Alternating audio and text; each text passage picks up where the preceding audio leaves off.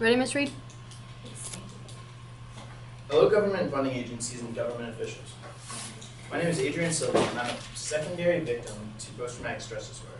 I'm here to raise awareness for the lack of funding and medical preparation of our soldiers.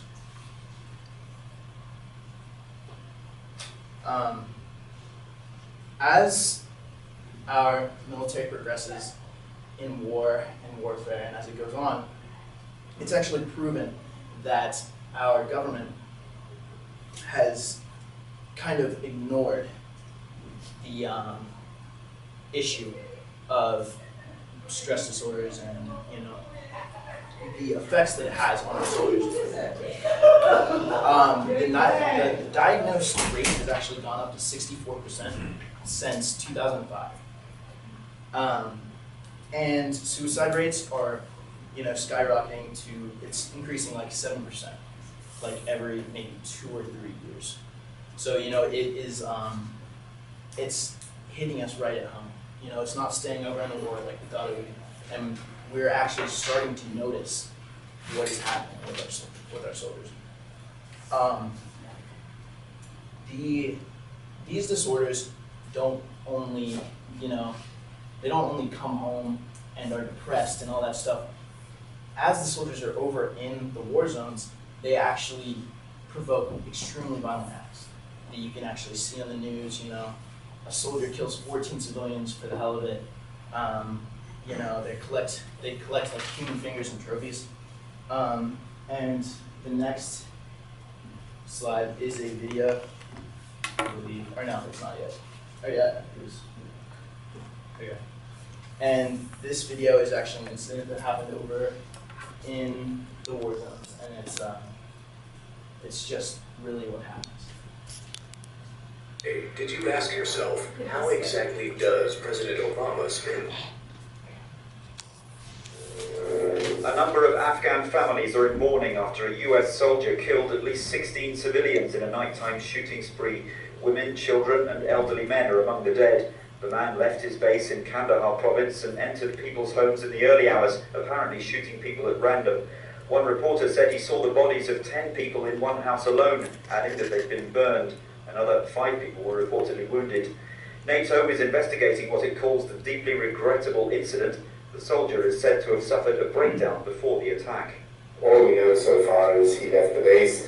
He returned to the base after the incident, was taken into custody straight away, and the investigation is ongoing, which will include what was the reasoning and what was the circumstances of his doings. Washington has sent its sincere condolences, but anti-American feeling is already running high after US soldiers burned a copy of the Quran last month. Repeated apologies from US officials failed to prevent reprisals.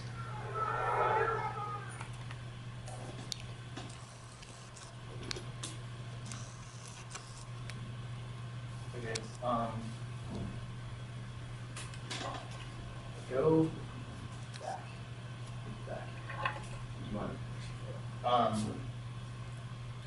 This is actually it's caused by too much time spent in the war zone.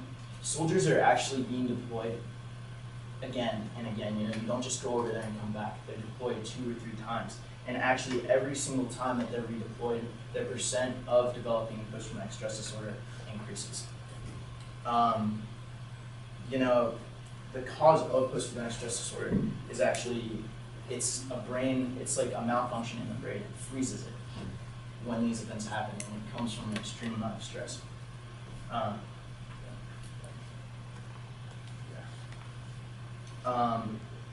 These disorders aren't only life-changing for the victim himself, but as you can imagine, if any of you are actually, family to a military veteran or anything, the best feeling in the world is having them come back and be happy.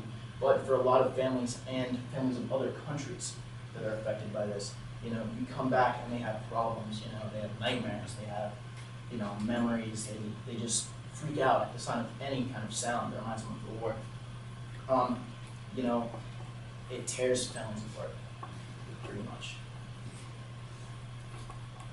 And this next video is a couple of veterans actually talking about what they experience and how they cope in civilian life.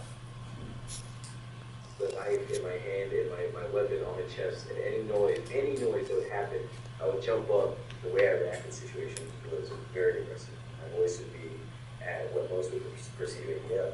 People would ask me, why are you getting so mad? I'm not mad. This is just how I talk. It makes you not want to do nothing. It makes you want to stay secluded in your home. I was raging. I was very, very angry. There were fights, just a lot of negative experiences, and I had no idea where it was all coming from. I was doing a lot of absurd along with the guns. I was trying to alter my reality, my consciousness, because my consciousness was not very clear. I remember going to the Naval Hospital, and they had this giant chart that said all these symptoms of PTSD. And I looked at it, and my heart just broke because I was reading the whole list, and I was experiencing every single one of those symptoms, every last one of them. My wife, says you have to go to the doctor's. Family physician said, you're going to go to the VA, or I'm going to take the beat. Fortunately, our government has actually, we have ways to cope with it. Post-war, there's 4 main types, and that's the behavioral therapy, or the trauma-focused cognitive behavior therapy. And this exposes the victim to the memories and tries to, kind of triumph over them, and like balance out your life with the memories. The next one is family therapy. And this is actually exactly what it sounds like.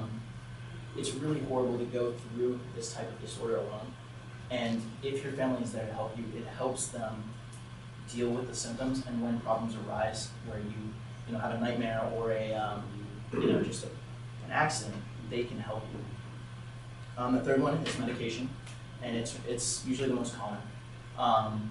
It doesn't actually target the cause of PTSD. It only helps symptoms like anxiety, depression, and nightmares. And then the last one is EMDR, which is eye movement desensitization and reprocessing.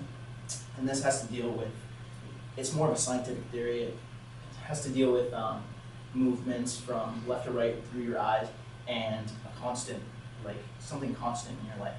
Like I said before, the post-traumatic stress disorder is actually freezing of your brain. It stops it right there when the stress happens, and it just makes you relive it. And this activity, this constant moving, it gets your mind off of it. It allows your brain to function again. A lot of people have no idea what's going on overseas. You just hear what the media wants you to hear. Okay, so what we can do to help get the word out and spread awareness is, expose the media for what they're doing. Obviously I understand that we want our children and everything to be on a PG kind of level, but if we do expose the media for what they're doing, it'll raise awareness for, government officials and funding agencies. We need to pressure higher-ups for funding.